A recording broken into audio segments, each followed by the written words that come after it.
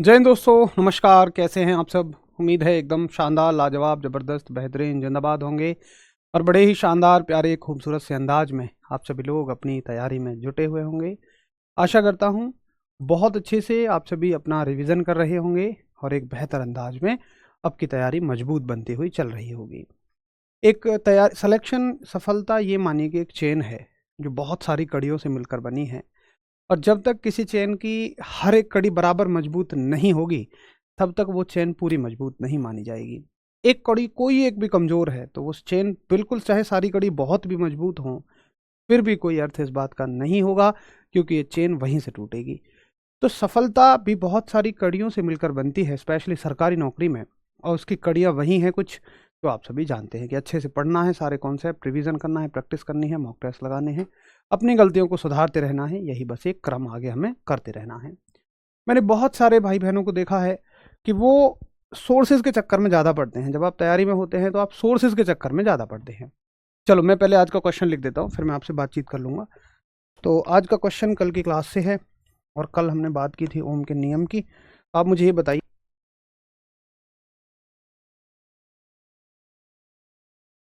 तो कल हमने बात की थी ओम के नियम की और हमने देखी थी चालकता। तो आप सभी चालकता यानी कि कंडक्टिविटी की यूनिट बताइए। चालकता यानी कि कंडक्टिविटी कंडक्टिविटी की यूनिट बताइए, का मात्रक बताइए, इसकी यूनिट बताइए। चलो तब तक आप आंसर करो, मैं कुछ बात कर लूँ आपसे। तो क्या होता है ना, तो हम क्या करते हैं ना कि जब सर तैयारी के शुरू में होते हैं तो यहाँ से ये किताब उठाई, वहाँ से वो किताब उठाई, किसी के नोट्स मांग लिए। नोट्स मांगना तो मैं मानता हूँ कि बिल्कुल बेकार बात है। नोट्स का कभी कोई यूज़ नहीं होता। आप दूसरे के नोट्स को कैसे समझ सकते हो? उसने लिखा है, उसने जो समझा क्लास में उसने वो लिखा, तुम कैसे समझ सकते हो? तुम्हें क्या पता कि भाई उसके टीचर ने उसे क्या समझाया था उस टाइम पे। तो नोट्स हो गए। फिर हम ढूंढते हैं कि 200 महत्वपूर्ण सवाल फिजिक्स के, 200 महत्वपूर्ण सवाल जीएस के, उन्हीं में से फंस जाएगा। पीडीएफ कितनी डाउनलोड कर रखे हैं, लेकिन कभी हमने वो पढ़ी भी नहीं है। स्क्रीनशॉट्स लेके रख लेते हैं शॉर्ट ट्रिक्स के, लेकिन उनको कभी नहीं पढ़ पाते। तो कोई ज़रूरत नहीं है 100 सोर्स इकट्ठा करने की। सबसे पहले एक प्रॉपर सोर्स उठाओ हर चीज़ का, खाली कॉन्सेप्ट का, रिवीजन का। रिवीजन तो आपको खुद करना है, प्रैक्टिस का सोर्स ले लो, एक किताब ले लो। बाकी क्लासेज यहाँ से चली रही हैं, इनको जितनी बार ज़्यादा बार पढ़ सको वो सबसे ज़्यादा इफेक्टिव रहेगा। चलो बहुत बढ़िया, सभी का आंसर बढ़िया है एकदम। और एक शानदार आंसर आप सभी करते हुए कि या तो हम इसको ऐसे लिख दें कि 1/ओम मीटर, या इसी को हम ओम इनवर्स मीटर इनवर्स लिख दें, या ओम इनवर्स को ही हम साइमन इनवर्स भी कहते हैं, साइमन कहते हैं, सॉरी। ओम के उल्टे को ही हम साइमन्स इनवर्स कहते हैं। ओहो, ओम इनवर्स के उल्टे को ही हम साइमन्स कहते हैं, और ये मीटर इनवर्स होता है। तो बहुत सही है, किसी का यार है, किसी का ही। सारे आंसर सही है। ऑप्शन में ऐसा नहीं है कि एक से ज़्यादा मिल जाएंगे, कभी भी ऐसा नहीं होगा। तो मेरे प्यारे दोस्तों, भाई बहनों, हम लोग अब तक इस चैप्टर के एक बहुत बड़े हिस्से को, महत्वपूर्ण हिस्से को पढ़ चुके हैं। आज की क्लास में लगभग 4 से 5 टॉपिक और हम कवर करेंगे जो हैं बहुत महत्वपूर्ण, लेकिन अपने आप में सेपरेट सेपरेट हैं। जिसमें से सबसे पहला टॉपिक जो है वो है ओमीय तथा अनओमीय चालक। लाइए भाई, ओमीय तथा अनओमीय चालक। तो सबसे पहले देखें एक बार, ओमीय चालक यानी कि ओहमिक कंडक्टर। ओहमिक कंडक्टर, ओमीय चालक। देखिए, ओमीय चालक क्या होते हैं? जैसा कि नाम से समझ में आ रहा है कि ये कुछ ऐसे चालक हैं जो ओम के नियम का पालन करते हैं। तो ओमीय चालक कौन होंगे? जो ओम के नियम का पालन करते हैं, जो ओम के नियम का पालन करते हैं, यानी कि विच फॉलोज ओम्स लॉ, विच फॉलोज ओम्स लॉ। ठीक, ओम का नियम क्या है? ओम का नियम है V सीधा अनुक्रमानुपाती I। कल हमने बहुत अच्छे से सीखा। तो ओम के नियम में क्या होता है कि देखो, जैसे 220 वोल्ट के साथ अगर 10 एम्पियर का करंट है, अगर ये आधा हुआ यानी 110 वोल्ट हुआ, तो करंट भी अपने आप को आधा कर लेगा। जो चालक तार इस व्यवहार को प्रदर्शित करते हैं, यानी मान लो मैंने जिस चालक में ऐसा किया और उसमें अपने आप ऐसा हो गया, तो मैं कहूंगा कि ये ओम के नियम का पालन कर रहा है और ये ओमीय चालक है। इसका उदाहरण कौन कौन होते हैं, कौन कौन ऐसा कर सकते हैं? देखो, सब दुनिया की सारी धातुएं ऐसा नहीं कर सकती हैं, ऐसा केवल सुचालक करते हैं, ऐसा केवल कंडक्टर करते हैं। कंडक्टर में आपका वही चांदी आ जाएगा, तांबा आ जाएगा, सोना आ जाएगा, लोहा आ जाएगा। ये सारे के सारे इस नियम का पालन करते हैं। अगर हम वहीं देखें अनओमीय चालक, तो जैसा कि नाम से प्रदर्शित होता है, अनओमीय चालक यानी कि नॉन ओमिक कंडक्टर।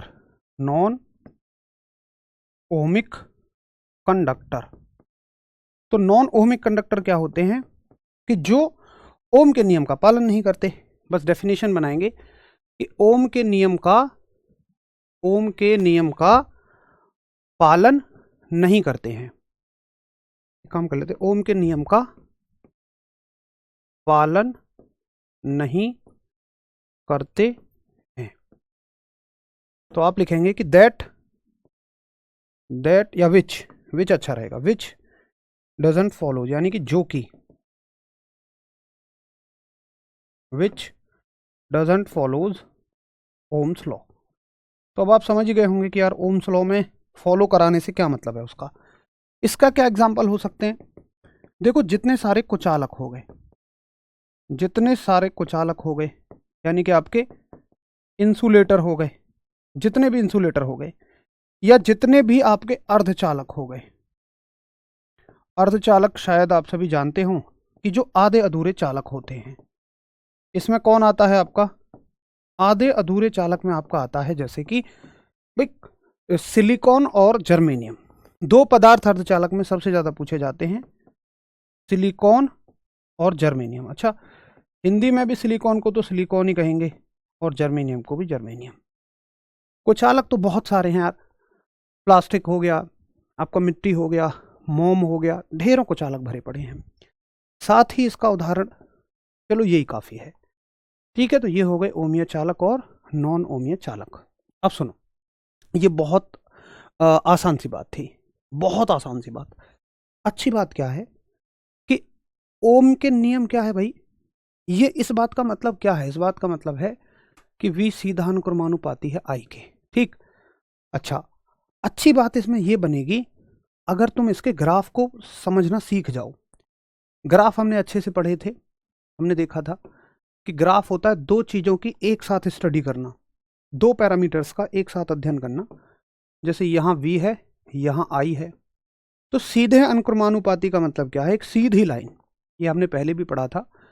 तो आपसे सवाल पूछेगा कि बताओ इन ग्राफ में से कौन सा ग्राफ ओमिक चालक के लिए है? ऑप्शन ए होगा ये ग्राफ, ऑप्शन बी होगा ये ग्राफ, ऑप्शन सी होगा ये ग्राफ, ऑप्शन डी होगा ये ग्राफ। कौन सा ग्राफ इनमें से ओमिक चालक के लिए है? बहुत आराम से आप दे देंगे। अच्छा, नॉन अनओमिक के लिए क्या हो जाएगा? यही ग्राफ। तो अगर आप अनओमिक के लिए बनाएंगे तो अनओमिक के लिए देखिए सीधा नहीं जाएगा, कुछ दूरी तक सीधा जाके या तो वो ऐसे घूम जाएगा, यानी कि ऐसे घूम जाएगा, या वो कुछ दूरी तक जाके ऐसे घूम जाएगा, बिल्कुल सीधा नहीं जाएगा, ठीक है। चलिए, बहुत बढ़िया। सभी के बहुत प्यारे प्यारे से, आप सभी के बहुत प्यारे कमेंट आ रहे हैं। शिव कुमार बहुत बेस्ट स्टडी कराते हैं, मनीष दुनिया के बेस्ट टीचर हैं। देखिए, मैं तो कहूँगा कि बेस्ट में कभी अकेला नहीं बन सकता, बेस्ट बनाते हैं एक अध्यापक को आप सब लोग, किसी को भी बेस्ट आपकी मेहनत बनाती है। इस बैच में मैंने बच्चे देखे जो बड़ी मेहनत के साथ तैयारी कर रहे हैं। फ़र्क पड़ता है इस चीज़ का भी, जब आप अपनी नौकरी में से समय और पैसा दोनों बचाते हैं और बचे कुचे समय में अध्ययन करते हैं, पढ़ाई करते हैं, तो आप बड़ी कद्र करते हैं उसकी। हर वो चीज़ जो मुश्किल से मिलती है इंसान उसकी कद्र करता है, उसकी फितरत है। लोहा भरपूर मात्रा में मिलता है, कोई उसके जेवर नहीं टांगता। सोना मुश्किल से मिलता है, डायमंड उससे भी मुश्किल से मिलता है, प्लेटिनम उससे भी मुश्किल से मिलता है, इसलिए उनकी कीमत उतनी ही बढ़ती चली जाती है। तो आप सभी के लिए समय की बहुत कीमत है, इसलिए आप ध्यान से पढ़ते हैं। बहुत बढ़िया, वेरी गुड। चलो, तो ये हो गए ओमीय चालक और अनोमीय चालक। अगर ये दो परिभाषाएं आपको समझ में आ गई, इनसे जुड़ा हुआ हर एक तथ्य समझ में आ गया, तो एक बार थम्स अप करिए। सवाल कैसे बनेगा? एक सवाल तो वहीं से बता दिया मैंने आपको, जो वहीं से बनेगा। दूसरा ऐसे बन जाएगा, जैसे ऑप्शन दे देगा कि इनमें से कौन ओहमिक कंडक्टर है, इनमें से कौन ओमीय चालक है। ऑप्शन ए होगा तांबा, बी होगा आपका प्लास्टिक, सी ऑप्शन होगा मोम, और डी ऑप्शन हो जाएगा लकड़ी या सिलिकॉन, जर्मेनियम, कुछ भी हो। तो आप जानते हैं कि जितने सुचालक होते हैं वो सारे ओमीय चालक होते हैं। ठीक है, आवाज प्रॉपर आ रही है भाई, है ना? आवाज तो ठीक जा रही है ना? चलो, वेरी गुड। चलो शैलेश, बहुत सारा आभार भाई आपका। एक बार सभी थम्स अप कर दें कि हाँ इतना हमें समझ में आ गया, फिर हम अगले मुद्दे पर चलें।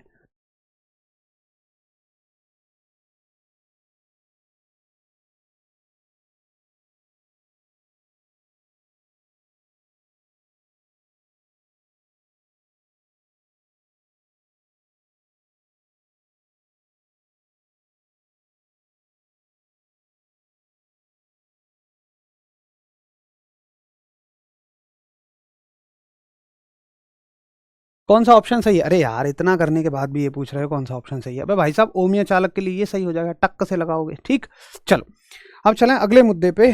और ये मुद्दा बड़ा प्यारा सा मुद्दा है, बिल्कुल तुम्हारी तरह, और इसका नाम है विद्युत धारा का ऊष्मीय प्रभाव। विद्युत धारा का ऊष्मीय प्रभाव, यानी कि heating effect of electric current. Heating effect of electric current. ठीक है, heating effect of electric current, विद्युत धारा का ऊष्मीय प्रभाव। चलो एक बार देख लेते हैं कि क्या होगा विद्युत धारा का ऊष्मीय प्रभाव, heating effect of electric current. देखो, आप इसको ऐसे समझो, जैसे मानो मेरे पास एक पाइप है, ये पानी का पाइप है, और इसमें पानी बहुत तेज रफ्तार से आ रहा है, बहुत हैवी प्रेशर से, जैसे समरसीबल का होता है, महसूस करो। अब हमने क्या किया, इस पाइप को आगे से दबा दिया, कस के दबा दिया। इस पानी के पाइप को मैंने कस के दबा दिया।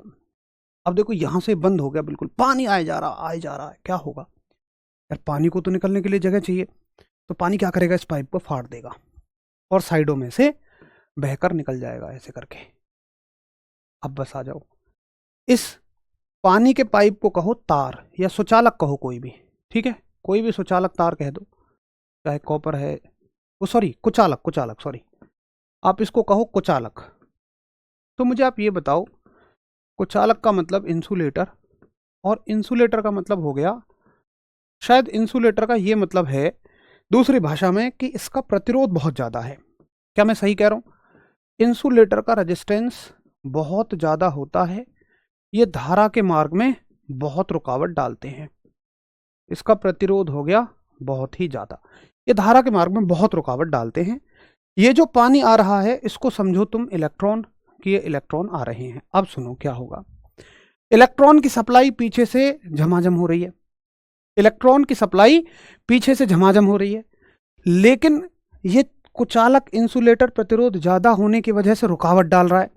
अब रुकावट डालेगा तो इलेक्ट्रॉन क्या करेंगे, महसूस करो कि एक छोटा सा दरवाजा है और उसमें बहुत सारे लोग आ रहे हैं, लेकिन आगे मुश्किल से कोई एक या दो निकल पा रहा है, पीछे से 100 लोग लगातार आ रहे हैं, निकल एक दो पा रहा है, यहां से कोई एक निकल पा रहा है मुश्किल से। तो क्या होगा, एक दूसरे को धक्का देंगे ऐसे करके, ऐसे कैसे करके।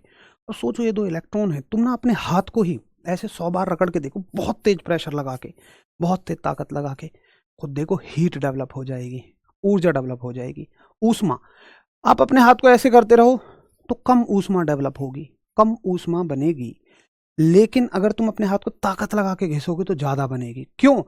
क्योंकि तुम्हारी ताकत कहाँ जा रही है, देखो इस केस में तुम्हारी ताकत हाथ को आगे ले जाने में जा रही है, लेकिन लेकिन इस लेकिन ताकत लगा के जो ऊर्जा लग रही है वो कहाँ जा रही है, सारी की सारी ऊष्मा में बदल जा रही है, हीट में।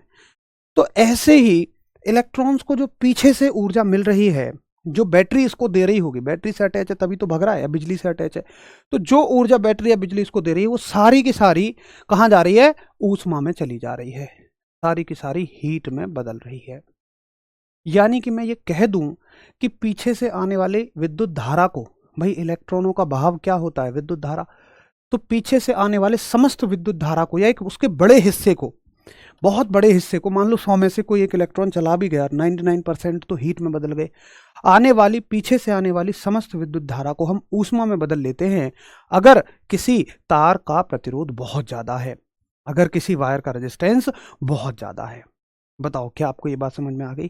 क्या हमारे लिए ये कोई नुकसान है? बिल्कुल नहीं, आप ऐसा करते हैं। विद्युत धारा को ऊष्मा में बदलना ही विद्युत धारा का ऊष्मीय प्रभाव कहलाता है। ठीक, चलो बहुत एक बार प्रशांत सिंह का मुझे कमेंट दे दो, मैं सॉल्यूशन करवाता हूँ भाई इसका एक बार सर से बात करके। अनुज बहुत सारा प्यार आपके लिए। अब क्या होगा कि हम इसका कहाँ यूज करते हैं? आप देखो, पानी गर्म करने की रॉड, आप विद्युत ऊर्जा लेते हो, इलेक्ट्रिकल एनर्जी लेते हो, और वो क्या करती है, पानी को गर्म कर देती है, तो सारी इलेक्ट्रिकल एनर्जी उस रॉड के थ्रू हीट में बदल रही है, ऊष्मा में बदल रही है। इस्त्री, अरे औरत वाली इस्त्री नहीं भाई साहब, आयरन, कपड़े करने की, आप उसको इलेक्ट्रिकल एनर्जी देते हो, हीट एनर्जी मिल जाती है। आपका हीटर, हीटर भी यही काम करता है, हाथ सेकने वाला। तो ये सारे के सारे ऐसे उपकरण हैं जिनसे हम इसका उपयोग करते हैं। अब आ जाओ लिखना शुरू करते हैं जो जो हमने अब तक समझा। तो विद्युत धारा के उसमें प्रभाव का मतलब क्या होता है कि अत्याधिक, अत्याधिक ऐसे लिखो आप, अत्याधिक प्रतिरोध के कारण,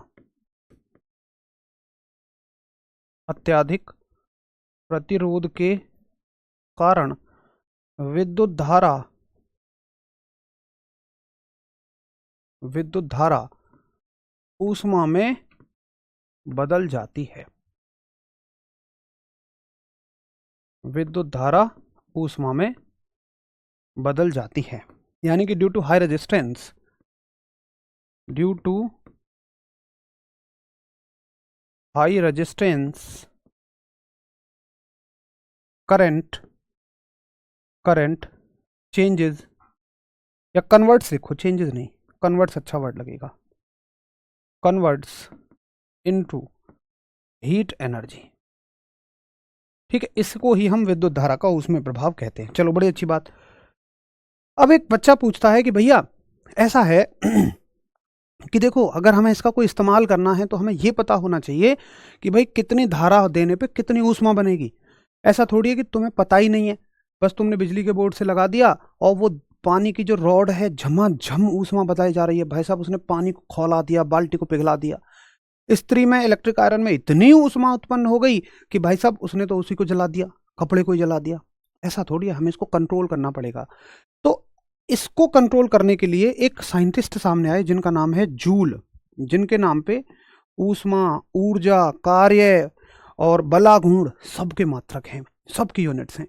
तो जूल साहब ने एक जूल का नियम दिया जिसे कहा गया जूल का तापन नियम, जूल का तापन नियम, यानी कि जूल्स लॉ ऑफ हीटिंग। अब देखो जूल का तापन नियम क्या है। जूल साहब कहते हैं अगर तुम किसी ऐसे तार को जिसका प्रतिरोध R है को T समय तक I धारा देते हो, यह है आपका करंट यानी कि दी गई धारा, तो उसमें उत्पन्न होने वाली जो ऊष्मा है Q से दिखाएंगे हम हीट को, यानी कि वो कितनी ऊष्मा उत्पन्न करेगा, वो इस सूत्र के अनुसार ऊष्मा उत्पन्न करेगा कि Q बराबर, सॉरी H, यहां ऊष्मा को H से दिखाते हैं ना, हीट, तो ऊष्मा जो उत्पन्न करेगा वो करेगा I की पावर 2 गुणा R गुणा T, इन तीनों के गुणनफल के बराबर वो ऊष्मा उत्पन्न करेगा। बहुत ही आसान है, बहुत ही आसान है। एक बार अनुज का कमेंट स्क्रीनशॉट दे दो। बात करेंगे, हरिशंकर जी बात करेंगे उसकी भी, हर पॉइंट पे जाएंगे, ठीक है। अच्छा, एक बच्चा कह रहा है कि रेजिस्टेंस को ज्यादा करने के लिए इसका एरिया ज्यादा रखते हैं क्या? देखो आप कर सकते हो, ऐसा हो सकता है कि आप एक ऐसा तार चाहते हो जिसका प्रतिरोध बहुत ज़्यादा हो, तो आप एक काम करो, एरिया ज़्यादा मत करो, एरिया कम करने से होगा, उल्टा होता है ना। या आप लंबाई बहुत ज़्यादा कर लो, लेकिन सोचो कि तुम्हें मान लो हीटर में तार का इस्तेमाल करना है। अब हीटर की तार की लंबाई, मान लो तुम चाहते हो मैं उसमें लोहे का तार लगाऊं, तो पहली समस्या, उसका प्रतिरोध बहुत ज़्यादा करने के लिए लंबाई बहुत ज़्यादा करनी पड़ेगी, क्षेत्रफल मोटा करना पड़ेगा। मान लो इतना लंबा तार, और भी तुमने 1 किलोमीटर लंबा तार ले लिया, उसको हीटर में कितना बड़ा हीटर बनाओगे उसके लिए, तो हर एक तार का इस्तेमाल इसमें नहीं होगा। फिर तांबा 716 डिग्री, लोहा 716 डिग्री सेंटीग्रेड पे पिघल जाएगा, जबकि हमें हीटर में और भी ज़्यादा टेम्परेचर की आवश्यकता पड़ सकती है। बल्ब में तो पड़ती पड़ती है। तो तार आप चाहे कोई यूज़ कर लो, लेकिन समस्याएं भी तो बहुत हैं, इसलिए हम कुछ स्पेशल तार ही यूज़ करते हैं, सारे यूज़ नहीं कर सकते हैं। ठीक है, चलो, तो ये हो गया भाई जूल साहब का तापन नियम। अब देखो सवाल क्या आएगा, सवाल आएगा जैसे एक या तो न्यूमेरिकल आ जाएगा छोटा मोटा, जैसे मान लो क्वेश्चन आया, एक छोटा सा न्यूमेरिकल आपसे बोलेगा कि किसी तार में मान लो 2 एम्पियर की धारा बह रही है, ठीक है, 2 एम्पियर की धारा है, प्रतिरोध 1 ओम है, तो बताओ 10 सेकंड में कितनी ऊष्मा बना देगा। तो तुम सीधा फॉर्मूला लगा दो कि भाई साहब H बराबर I का स्क्वायर R और T। I का स्क्वायर क्या हो जाएगा, 2 का स्क्वायर, R की वैल्यू 1 है, T की वैल्यू 10 है, 2 दूनी 4, 4 दशम 40, लो भैया हो गई 40 जूल। बहुत आसान है। दूसरा सवाल, ये हालांकि हम आज खत्म करके इसको कल से ना क्वेश्चंस प्रैक्टिस करेंगे, और इसमें ना ये बड़ा चैप्टर है, तो इसकी क्वेश्चन प्रैक्टिस मैं आपको 2 दिनों में करवाऊंगा, आधा एक बार आधा एक बार, 30-30 क्वेश्चंस का इसमें हम सेशन लगा लेंगे, तो 60 प्रश्न बहुत हो जाएंगे, है ना। अच्छा, अब मेरे शेरों आपसे पूछा जाएगा जैसे कि बताओ जूल के तापन नियम के अनुसार किसी चालक तार में उत्पन्न ऊष्मा यानी कि हीट धारा से कैसा संबंध रखती है। लैंग्वेज में बोल के देगा, धारा के वर्ग के सीधी अनुक्रमानुपाती होती है, या ऐसे नहीं देगा, वो लैंग्वेज में बोलेगा, मैं तो जस्ट लिख रहा हूं, धारा के सीधी अनुक्रमानुपाती होती है, धारा के व्युत्क्रमानुपाती होती है, या धारा के वर्ग के व्युत्क्रमानुपाती होती है। यानी कि वो directly proportional to square of the current है, डायरेक्टली प्रोपोर्शनल टू करंट है, इनवर्सली प्रोपोर्शनल टू करंट है, inversely proportional to square of the current है। तुम कहोगे भाई इसके सामने लिखी हुई है तो सीधे अनुक्रमानुपाती है, बात खत्म। इस तरह के क्वेश्चन आएंगे। तो निश्चित तौर पर अगर आपकी थ्योरी बहुत अच्छी है तो आप सारे क्वेश्चंस को कर ले जाओगे। ऊपर करो एक बार, कौन भैया परेशान है, ये है आपके सबसे नीचे, अच्छा कृष्ण कुमार, कोई बात नहीं, समाधान करा देंगे तुम्हारा कृष्ण कुमार। ठीक है, तो ये हो गया जूल का तापन नियम। अब इसके अनुप्रयोग क्या हैं, फटाफट से नोट करो, फिर आगे चलें और हम देखें कि इसका उपयोग हम कैसे कर सकते हैं। चलो बहुत बढ़िया पप्पू, वेरी गुड, गजब, आपको बहुत अच्छा समझ में आएगा।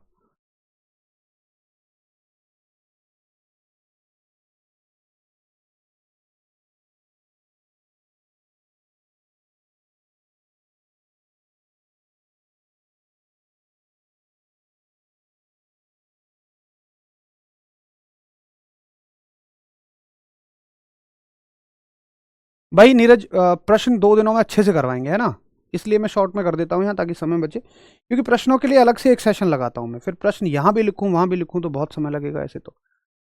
चलो आगे चलते हैं। अब देखो इसके अनुप्रयोग देख लेते हैं कि इसका हम यूज कहाँ कर पाते हैं, इसके अनुप्रयोग क्या हैं, इसके एप्लीकेशंस क्या हैं। तो देखो इसके एप्लीकेशंस ऐसे तो बहुत जगह हैं, लेकिन आपके पेपर में 3 ही चीज पूछी जाएंगी। वो कौन सी 3 चीजें भाई, पहली चीज आपसे पूछी जाएगी बल्ब, पहली चीज आपसे पूछी जाएगी बल्ब, जिसको तुम कहते हो बल्ब। बल्ब देखा है किसी ने, जिसने देखा हो बताओ एक बार। उसके बाद आपसे पूछी जाएगी, बल्ब के बाद एक काम करते, इसको थोड़ा सा नीचे लिखूंगा मैं, बल्ब के बाद आपसे पूछा जाता है इसका दूसरा अनुप्रयोग कहाँ, हीटर में, हीटर में भी पूछा जाएगा। उसके बाद आपसे पूछा जाएगा इसका अनुप्रयोग फ्यूज में। बताता हूं फ्यूज क्या होता है, पहले इनको समझ लो। तो बल्ब क्या होता है भाई, बल्ब होता है आपका, आप सभी ने देखा होगा आजकल तो हम रोशनी के लिए, प्रकाश के लिए इस्तेमाल करते हैं एलईडी, लेकिन अगर आप आज से करीब 3-4 साल पहले भी चले जाओ, 5 साल पहले, तो बल्ब का बहुत अच्छा खासा इस्तेमाल था। ये बल्ब हुआ करता था आपका कुछ इस तरह का, ऐसे ये कांच का चैम्बर सा होता था और इसमें एक तंतु लगा होता था जो कि यहाँ 2 तारों से अटैच होता था। अब ये कैसे काम करता था, ये कैसे रोशनी देता था, सुनो। ये क्या करता था, इलेक्ट्रिकल एनर्जी लेगा। इलेक्ट्रिकल एनर्जी के बाद इसका जो फिलामेंट है, इसको बोलते हैं इसका तंतु, जो गूंज सी लगी होती है, ये क्या करेगा, ये सारे के सारे इलेक्ट्रिक करंट को, विद्युत धारा को ऊष्मा में बदलेगा, हीट एनर्जी में बदलेगा। और हीट एनर्जी में बदल के बहुत बहुत हाई हीट एनर्जी में बदलेगा। अब तुम खुद सोचो, जब कोई चीज गर्म होती है तो वो चमकने लगती है। लोहे को भी आप गर्म करो तो वो चमकने लगता है बहुत ज्यादा। तो ये इतना ज्यादा गर्म होता था कि बहुत भयंकर चमक जाए और आपको रोशनी दे देता था चमक के। तो इसकी चमक का हम इस्तेमाल करते थे, लेकिन इसमें नुकसान बहुत होता था, क्योंकि जब ये गर्म होता था तो देखो, गर्म होने की वजह से चमक मिल रही है। विद्युत धारा सीधी चमक में नहीं बदल रही है, विद्युत धारा ऊष्मा में बदलेगी, फिर चमक में बदलेगी। तो जो ऊष्मा में बदली है तो हमारे लिए वेस्ट है, तभी तो तुम इसके पास खड़े हो। इससे हम ये थोड़ी कह रहे हैं कि तू विद्युत धारा को ऊष्मा में बदल, भाई तू हीट में बदल। हम हमारे लिए हीट यूज की नहीं है। मान लो गर्मी के दिनों में तुमने बल्ब जलाया, वो हीट किस काम की है, बेकार ही तो है, वेस्टेज ही तो है। लेकिन पहले कोई टेक्नोलॉजी और थी नहीं। तो आपसे बल्ब में क्या, आजकल तो एलईडी आ गई है यार, इनको रिप्लेस कर दिया है। एलईडी पे हाथ भी लगा के देखो, वो ऊष्मा में नहीं बदलती है, वो सीधी सीधी इलेक्ट्रिकल एनर्जी को, इलेक्ट्रिकल एनर्जी को लाइट एनर्जी में बदलती है। बल्ब लेता था 100 वॉट एक बल्ब, ये वाला अजंता के बल्ब आते थे नीले नीले कलर के गत्ते में। भाई तुमने देखे थे हरीश? नहीं देखा यार तुमने, बताना कितने रुपए का आता था। तुम नहीं हो उस जमाने से यार, 10 रुपए का बल्ब आता था वो। आज देखो, एलईडी लेती है 10 वाट, ये लेता था 100 वाट। एलईडी तो 5 वाट की भी आती है, 100 वाट लेता था, यानी 20 एलईडी के बराबर। तो सारा वेस्ट हो जाता था इसमें, है ना। अब देखो इसमें क्या सवाल पूछे जाएंगे आपसे, आपसे कुछ बातें पूछी जाएंगी। सबसे पहले तो ये बताओ कि इसका जो तार है वो किस धातु का बना होगा, वायर। अच्छा, ये तो क्लियर है कि ये विद्युत धारा के ऊष्मा प्रभाव पे काम कर रहा है, विद्युत धारा को ऊष्मा में बदल रहा है। तो इसके लिए हम एक विशेष तार लाएंगे जिसका नाम है टंगस्टन। टंगस्टन, टंगस्टन का सिंबल है डब्ल्यू केमिस्ट्री में। टंगस्टन ही क्यों, लोहा क्यों नहीं? समस्या है, लोहे का प्रतिरोध बहुत ज्यादा नहीं है।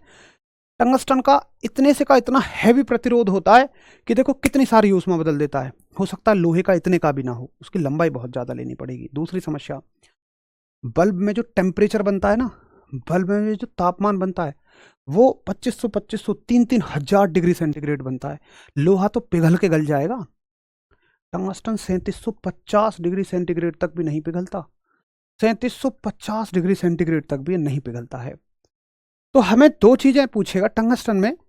2 चीजों का फायदा है कि पहला तो इसका जो गलनांक है, इसका जो गलनांक है, यानी कि इसका जो मेल्टिंग पॉइंट है, ये होता है ज्यादा, ये हाई होता है, जिसकी वजह से जल्दी से पिघलता नहीं है। और इसका प्रतिरोध भी ज्यादा होता है, जिसकी वजह से ये ज्यादा से ज्यादा विद्युत ऊर्जा को ऊष्मा में बदल देता है। ठीक है, तो इसका रेजिस्टेंस भी कैसा होता है, हाई ही होता है। अच्छा जी, हीटर के पास चलते हैं। अच्छा, बल्ब से कुछ और भी पूछा जाएगा, आपसे पूछा जाएगा इसमें गैस कौन सी भरी है बस।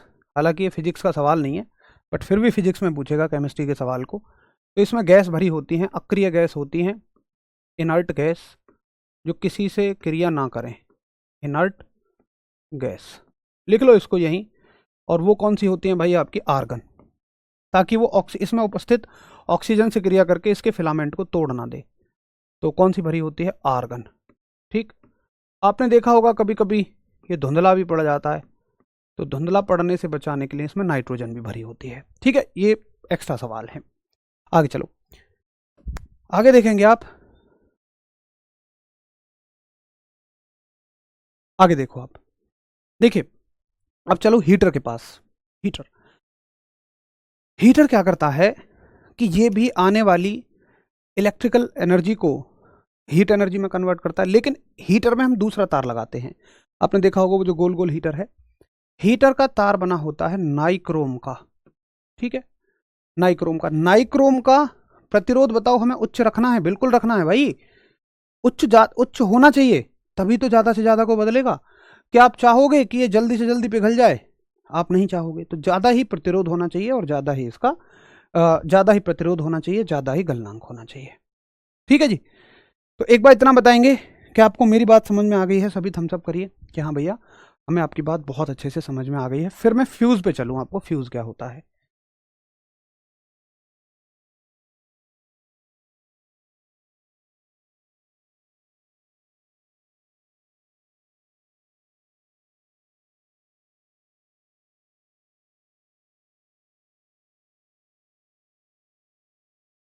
चलो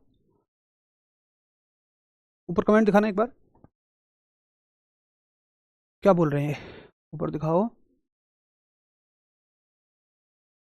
कुछ रह गया क्या, ऊपर दिखाओ, ऊपर ऊपर ऊपर। 3400, हाँ 3420, ठीक 3420 3422 के आसपास ही रहेगा बिल्कुल। 3750, अरे नहीं 3420 3422 के आसपास रहेगा, ठीक है। एग्जैक्ट होता है 3420, लेकिन हम 3400 के आसपास पढ़ते हैं, 3750 नहीं। अब देखो फ्यूज़ क्या होता है। आपने कभी देखा हो अपने घर के इन्वर्टर वगैरह में, तो पीछे एक सिलेंडर सा लगा होता है। अभी मैं कोशिश करता हूँ, अगर हमारे यहाँ दिख जाए तो, हमारे यहाँ अगर नेट होगा तो मैं ज़रूर कोशिश करूँगा कि आपको फ्यूज़ दिख सके। आ जाओ भाई फ्यूज़ जी, फ्यूज़, इलेक्ट्रिक फ्यूज़। देखो ये होता है, एक सिलेंडर सा लगा होता है ऐसे करके, ये ऐसे करके एक कांच का, ठीक है। और इसमें क्या होता है, एक तार लगा होता है। अब ये क्या काम करता है, सुनो। ये काम करेगा, जैसे मानो तुम्हारे घर के इन्वर्टर के पीछे इसको लगा दिया। अब इसमें जो तार है, इसको हमने बोला कि देख जिस इन्वर्टर में तू लगा है ना, ये 220 से 240 वोल्ट मैक्सिमम सह सकता है। 220 वोल्ट पे बढ़िया चलेगा, 240 वोल्ट पे इसका जो अंदर के सिस्टम है वो गर्म होना शुरू हो जाएंगे, और 240 वोल्ट से ज़्यादा आया तो ये खराब हो जाएगा। तो हमने हीटर का तार ऐसा बनाया कि जैसे ही 240 वोल्ट से ज़्यादा का करंट बने, ज़्यादा धारा आए, ज़्यादा वोल्टेज आए, तो ये उसको ऊष्मा में बदल दे और पूरा पिघल जाए और आगे सप्लाई ही ना दे। ये आता है 5-10 रुपए का, 15 रुपए का। तो ये क्या है, जो खुद की कुर्बानी देके और दूसरों को बचा लेता है। ये भी तो विद्युत धारा को ऊष्मा में बदल रहा है। तो आपसे पूछा जाएगा बताओ इसका तार किसका बना होता है, तो इसका तार एक मिश्र धातु का बना होता है। 3 धातुएं उसमें होंगी, कॉपर, टिन और लेड, ठीक है। इनमें से कभी पेपर में 3 दे देता है, कभी कोई 2 दे देता है, तो आप समझ जाना कोई दिक्कत नहीं है। वो कॉपर, टिन और लेड, ठीक। केमिकल सिंबल क्या होंगे, कॉपर का Cu, टिन का Sn और लेड का Pb। अब एक बात बताओ, इसमें तुम क्या चाहते हो कि इसका प्रतिरोध कैसा होना चाहिए। आप कहोगे भैया प्रतिरोध तो हाई होना चाहिए, अरे तभी तो आने वाली धारा को ऊष्मा में बदलेगा। ऐसा ना हो कि इसका प्रतिरोध बहुत कम है, धारा आए जा रही है झमाझम, ये कह रहा है हम ना बदलेंगे ऊष्मा में। 240 वोल्ट आ गया, 300 वोल्ट आ गया, इन्वर्टर फूक गया, मजे ही मजे। आगे भाई साहब एसी वहाँ फूकी पड़ी है 400 वोल्ट पे, भाई साहब फ्यूज बैठे, हमारा प्रतिरोध बहुत कम है भैया, हम ना पिघलेंगे। यार ऐसे थोड़ी होता है, तुम्हें इसका प्रतिरोध उच्च रखना पड़ेगा। गलनांक, क्या गलनांक तुम्हें इसका इनकी तरह उच्च रखना पड़ेगा। क्या तुम चाहोगे कि वोल्टेज आ जाए 500 वोल्ट और भाई साहब ये गले ही ना, ये मस्त पुष्पा बना बैठा रहे, हम नहीं गलेंगे भैया, हम पुष्पा हैं। नहीं यार, यहाँ पे तुम चाहते हो कि ये गले ना, लेकिन यहाँ पे तुम चाहते हो कि ये गल जाए जल्दी से जल्दी। तुम लाते ही इसलिए से हो, इसलिए इसका गलनांक कैसा रखा जाएगा, निम्न रखा जाएगा, लो। इस बात का विशेष ध्यान रखना कि इसका गलनांक कैसा रखा जाता है, लो रखा जाता है, निम्न रखा जाता है, ठीक है। तो ये हर डिवाइस में लगता है, हर एक डिवाइस में, छोटे से छोटा जो आपका मल्टीप्लग होता है ना, उसमें भी छोटा सा लगा होता है।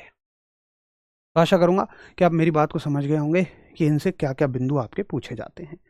अगर ये कंप्लीट हो गया हो तो थम्स अप करें, फिर हम थोड़ा सा आगे बढ़ जाएंगे। एक बार कृपया सभी थम्स अप कर दें और फिर हम आगे बढ़ जाएंगे। यार केमिस्ट्री के अध्यापक थोड़े नए हैं, कर लो थोड़ा सा मैनेज कर लो भाई। एक बार सभी थम्स अप करें कि हाँ इतना हमें समझ में आ गया, फिर आगे चले।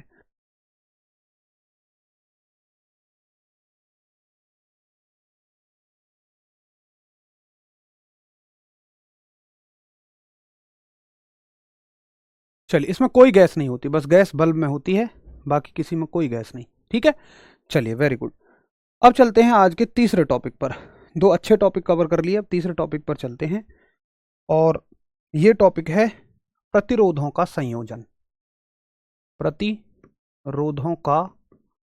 प्रतिरोधों का संयोजन, यानी कि कॉम्बिनेशन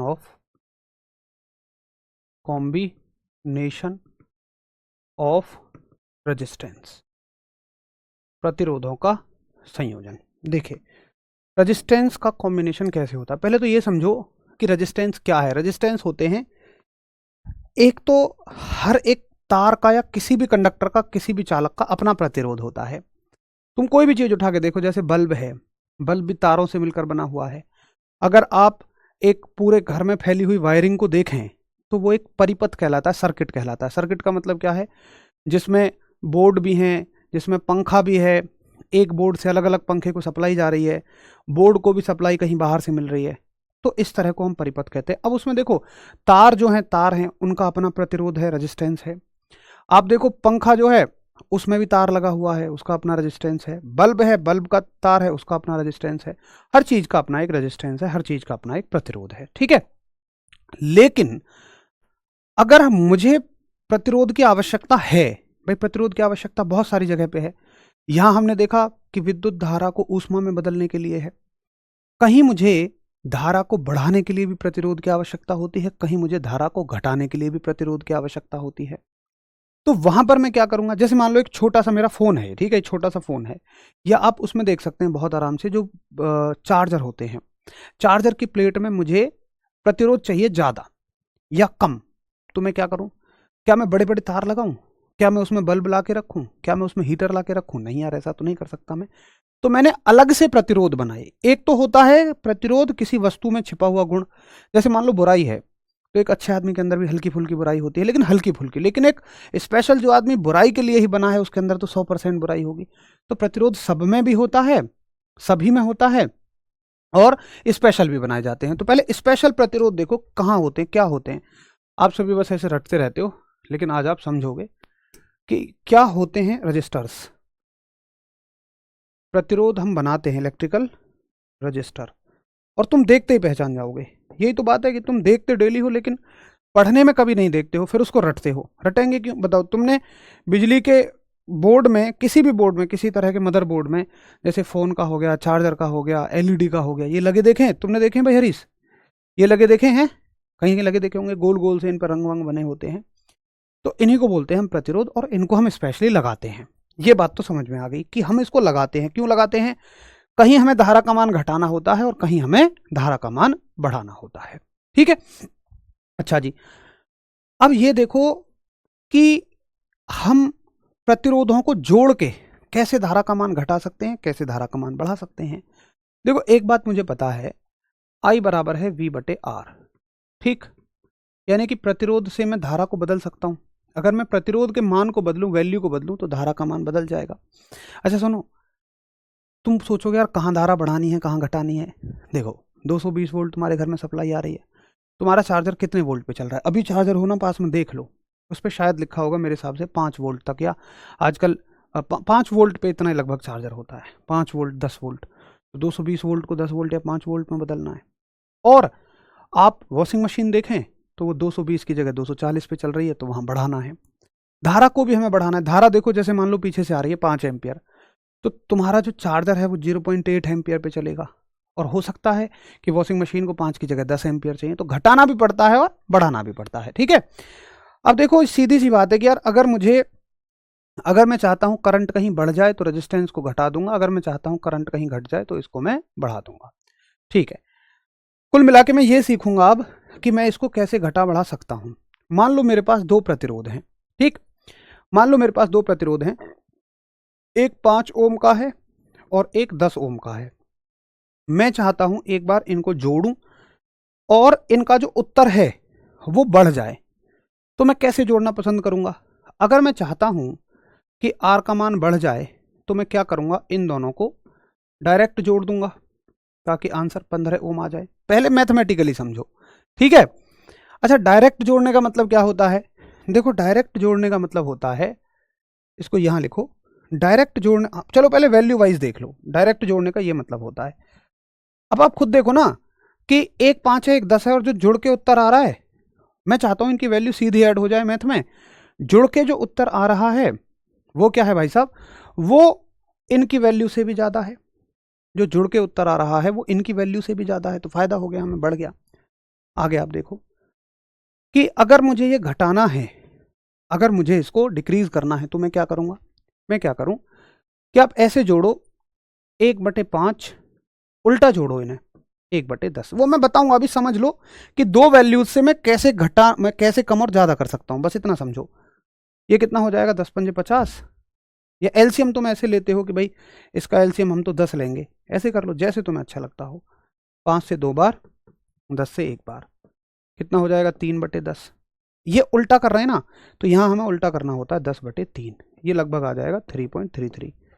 तो देखो जो उत्तर आया है वो इन दोनों वैल्यूज से भी कम है, इन दोनों में जो सबसे छोटी है उससे भी छोटा है, और यहां जो उत्तर आया है वो इन दोनों में जो सबसे बड़ी है उससे भी बड़ा है। यानी कि हम क्या कर सकते हैं, प्रतिरोध को कैसे करके घटा भी सकते हैं, बढ़ा भी सकते हैं। ठीक है, अच्छा जी, अब सुनो कैसे घटा सकते हो, कैसे बढ़ा सकते हो। तो घटाने और बढ़ाने के दो तरीके हो गए, एक ये एक ये। तो एक को तो हम बोलते हैं श्रेणी क्रम और एक को हम बोलते हैं समांतर क्रम। तो ये तो समझाने के लिए था, इसे कुछ नोट नहीं करेंगे। एक को बोलते हैं श्रेणी क्रम और एक को बोलते हैं हम समांतर क्रम। ठीक है, तो पहला तरीका क्या है, पहला तरीका है श्रेणी क्रम यानी कि सीरीज कॉम्बिनेशन, और दूसरा तरीका है समांतर क्रम। अब इसमें से हम देखेंगे अभी चल के कि किस में घटा हुआ मिलेगा और किस में बढ़ा हुआ मिलेगा। ठीक है जी, अब सुनिए श्रेणी क्रम में मैं कैसे जोड़ूंगा कि जो मैंने दोनों प्रतिरोध देखे हैं, ऐसे करके दोनों प्रतिरोध थे ना, ये सिलेंडर सिलेंडर से बने हुए थे ऐसे, इनमें दो तार निकले होते हैं, तो दोनों को मैं आपस में ऐसे मिला दूंगा, ये ऐसे।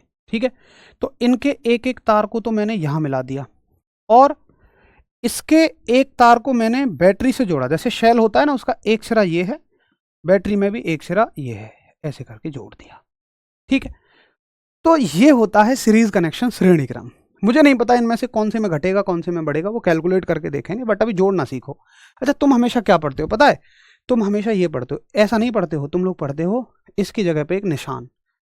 क्यों पढ़ते हैं हम वो, ये क्यों नहीं पढ़ते, इसकी जगह पे ये निशान पढ़ते हो, है ना, ये प्रतिरोध की जगह लगाया जाता है, क्योंकि बार बार मैं कलाकारी नहीं कर सकता, ये जल्दी बन जाता है।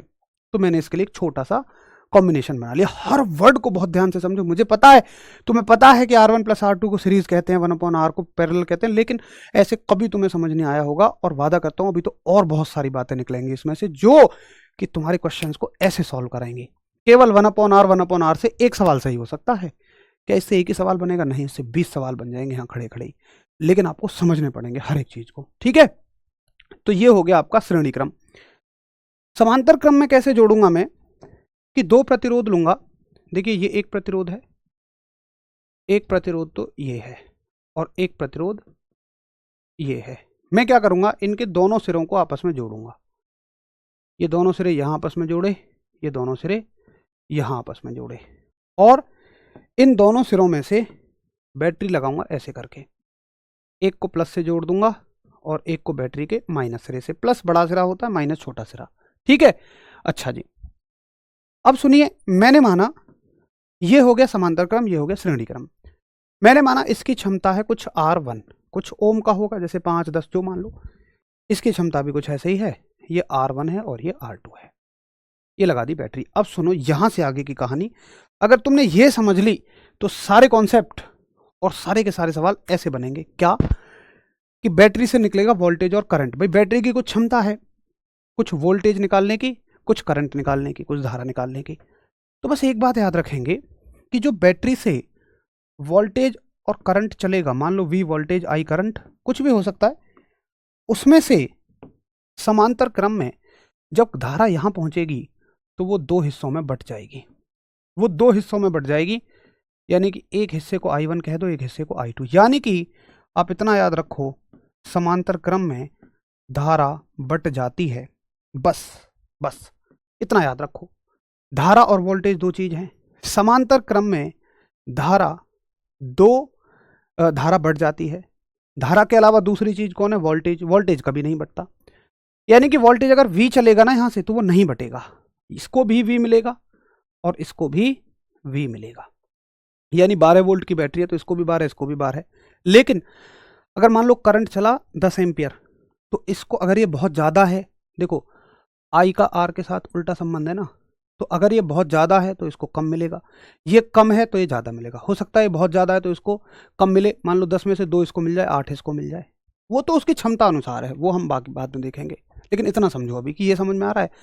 इसका उल्टा यहाँ कर दो भाई, वहाँ धारा बट जाती है। मान लो यहाँ भी V वोल्टेज I धारा निकली, वहाँ क्या होती है? धारा बट जाती है, लेकिन यहाँ धारा समान रहती है। इसको भी I मिलेगी और इसको भी I मिलेगी, इसको भी वोल्टेज, लेकिन यहाँ वोल्टेज बढ़ जाएगा। इसको V मिल रहा है तो इसको V1 मिलेगा और इसको V2 मिलेगा, यानी कि यहाँ पर वोल्टेज बढ़ गया और वहाँ पे धारा बढ़ गई। बस इस बात को बगैर कुछ याद कि सर क्यों होता है, कैसे होता है, बगैर ये सब समझे आप इतना समझ लो, क्यों कैसे से कोई सवाल नहीं अटकेगा आपका। इसको इतना याद रख लोगे, टक से सवाल बन जाएगा। ठीक है, बस हो गया काम खत्म। इतना याद कर लिया तो सब याद हो जाएगा। अब सुनो, ओम का नियम क्या होता है? V बराबर आई आर, तो V1 बराबर I1 R1 लिखोगे तुम, 1 को 1 लिखोगे, लेकिन I तो सब में सेम है ना, उसको 1 2 क्या लिखने की जरूरत, उसको तो I ही लिखो, आई आर, यहाँ से I कॉमन ले लो, ये बन जाएगा R1 प्लस R2, I से I मारा जाएगा तो ये बच जाएगा R1 प्लस R2। यानी कि इस R को हम बोलते हैं R तुल्य। R तुल्य का मतलब होता है R इक्विवेलेंट। इक्विवेलेंट का मतलब होता है कि दोनों को इस तरह से जोड़ोगे तो ये उत्तर आएगा। तो ये वो उत्तर है जब हम 5 और 10 को सीधा सीधा जोड़ रहे थे। यानी कि अगर तुम्हें प्रतिरोध ज़्यादा चाहिए, 2 प्रतिरोध तुम्हारे पास हैं, तुम चाहते हो कि ज़्यादा प्रतिरोध चाहिए, धारा कम हो जाए, जैसे फ़ोन के चार्जर में अब चाहोगे ज़्यादा कम धारा जाए, प्रतिरोध ज़्यादा हो तो हम श्रेणी क्रम में जोड़ देंगे, श्रेणी क्रम में डायरेक्ट ऐड हो जाएगा।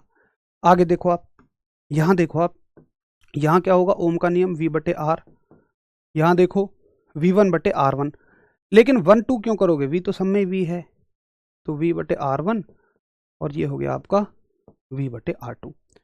अब V से V हर जगह कैंसिल आउट हो जाएगा, सारा कट जाएगा। यहाँ से कॉमन लोगे, जैसे वहाँ से कॉमन लिया था कट जाएगा ना, ऐसे ही। तो ये बचेगा 1 अपॉन R बराबर 1 अपॉन R1 1 अपॉन R2, और R क्या है यहाँ? इक्विवेलेंट, यानी कि फिर से वही तुल्य है।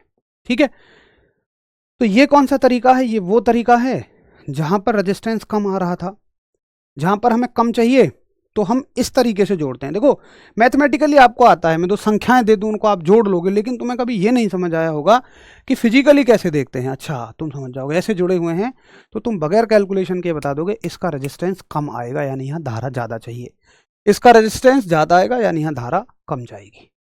ठीक है, बहुत बढ़िया। तो आशा करूँगा कि आपको बहुत अच्छे से समझ में आ गया हो गया कि किस में कौन बढ़ता है और किसका क्या सूत्र लगता है। अब इससे बनते हैं न्यूमेरिकल। देखो बहुत सारे सवाल तो कॉन्सेप्ट से क्लियर हो जाएंगे, वो जब मैं न्यूमेरिकल कराऊंगा आपको तब समझ में आएगा।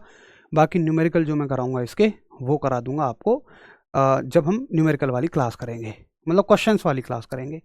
तो हम क्वेश्चंस वाली क्लास कब करेंगे? देखो कल हम क्वेश्चंस वाली क्लास करेंगे, लेकिन हो सकता है कि कल हम यहाँ तक पहुँचे ही ना, तो परसों की क्लास में हम ये सारे क्वेश्चंस कर रहे होंगे। और जब मैं इसके क्वेश्चन कराऊंगा तो इसमें एक लास्ट टॉपिक बचा हुआ है जिसका नाम है संधारित्र यानी कि कैपेसिटर। तो कैपेसिटर ना इसका उल्टा है। अभी क्या करो तुम, अगर मैं अभी कैपेसिटर पढ़ाऊंगा ना संधारित्र तो तुम कंफ्यूज हो जाओगे। तो मैं क्या करूंगा, पहले उसको अच्छे से पढ़ लो, इसके क्वेश्चंस कर लेंगे और फिर मैं कैपेसिटर शुरू करके और कैपेसिटर के क्वेश्चन तभी करा दूंगा प्रैक्टिस के लास्ट के 15 मिनटों में, यानी कि परसों को। तो कल आपका लगभग 30 सवाल लेंगे हम, परसों आपके 30 सवाल लेंगे, ये पूरा चैप्टर खत्म हो जाएगा। 6 तारीख यानी कि शनिवार को हम शुरू कर देंगे मैग्नेटिज्म यानी कि चुंबकत्व, जो कि अगला चैप्टर है। ठीक है, तो एक बार सभी अच्छे से रिवाइज करना, बहुत आसान है। सीरीज में ये फॉर्मूला है, बस इतना याद रख लो, सीरीज में ये फॉर्मूला, श्रेणी क्रम में ये फॉर्मूला, समांतर क्रम में ये फॉर्मूला। ये भी याद रखो कि कहाँ प्रतिरोध ज़्यादा बड़ा मिलेगा और कहाँ प्रतिरोध कम बड़ा मिलेगा। ठीक है, चलो बहुत बढ़िया, एकदम बेहतरीन तरीके से पढ़िए, रिवाइज करके आइए। कल के क्वेश्चन ज़्यादा से ज़्यादा आपको ही करने हैं, परसों के क्वेश्चंस भी ज़्यादा से ज़्यादा आपको ही करने हैं। तो मिलते हैं फिर कल की क्लास में, तब तक के लिए सभी शेरों को नमस्कार, धन्यवाद, टाटा, बाय बाय।